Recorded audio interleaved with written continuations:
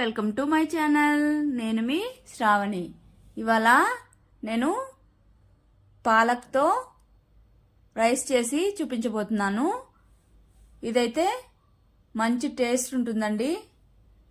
ఏమీ వెజిటబుల్స్ లేనప్పుడు, టైం కూడా ఎక్కువ లేనప్పుడు ఈ రెసిపీ అయితే తప్పకుండా ట్రై చేయండి. తర్వాత పిల్లల లంచ్ బాక్సులకైతే చాలా టేస్టీ ఉంటుంది. పిల్లలు కూడా చాలా ఇష్టంగా తింటారు. చూస్తుంటే మీకు కూడా ట్రై చేయాలనిపిస్తుంది కదా. ఇంకెందుకు మరి ఆలస్యం, స్టార్ట్ చేసేద్దాం. ముందుగా ఒక బౌల్ తీసుకొని 1.5 కప్ బాస్మతి రైస్ తీసుకుంటున్నాను. ఇది మంచిగా వాష్ చేసుకొని పక్కన పెట్టుకోవాలి. తర్వాత కుక్కర్ పెట్టుకొని హీట్ ఎక్కిన తర్వాత ఆయిల్ వేసుకొని అలానే ఆవాలు, జీలకర్ర, పచ్చిమిర్చి, తర్వాత కరివేపాకు వేసుకోవాలి. అలానే సన్నగా పొడవుగా కట్ చేసుకున్నటువంటి ఆనియన్స్ వేసుకొని ఆనియన్స్ మంచిగా బ్రౌన్ కలర్ వచ్చే వరకు కుక్ చేసుకోవాలి. ఆనియన్స్ కూడా కుక్ అయిన తర్వాత ఇక్కడ నేను పాలక్ మంచిగా కట్ చేసుకొని వాష్ చేసుకొని వేసుకున్నాను. ఈ పాలక్ వేసిన తర్వాత మంచిగా లో ఫ్లేమ్లో మంటను పెట్టుకొని పచ్చివాసన పోయే వరకు కుక్ చేసుకోవాలి.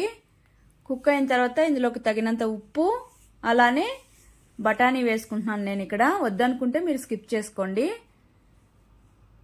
వేసుకొని అవి కూడా బాగా కుక్ అయిన తర్వాత ఇందులోకి 1/2 స్పూన్ పసుపు వేసుకొని పచ్చివాసన పోయే వరకు కుక్ చేసుకోవాలి.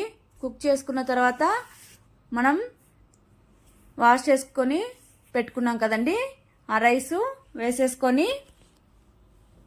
మంచిగా స్లోగా తిప్పుకుంటూ కుక్ చేసుకోవాలి.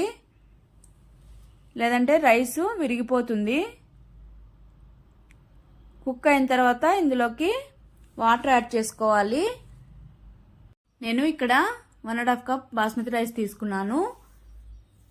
1.5 కప్ రైస్కి 2 కప్స్ వాటర్ తీసుకున్నానండి. ఇక్కడ వాటర్ యాడ్ చేసుకున్న తర్వాత ఒకసారి బాగా మిక్స్ చేసేసుకొని కుక్కర్ మూత పెట్టుకొని మీడియం ఫ్లేమ్లో 2 విజిల్స్ వస్తే సరిపోతుంది.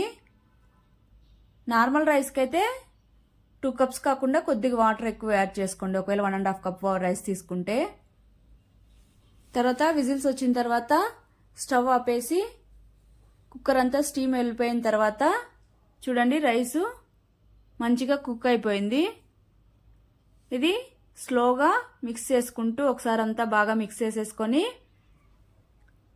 సర్వ్ చేసేసుకోవడమే. ఇదైతే వేడివేడిగా చిల్డ్ రైతాతో అయితే యమ్మీ యమ్మీ ఉంటుందండి రైసు. తప్పకుండా ట్రై చేసి మీకు ఎలా వచ్చిందో కామెంట్ సెక్షన్లో కామెంట్ చేయండి. Okay, bye. Thank you for watching.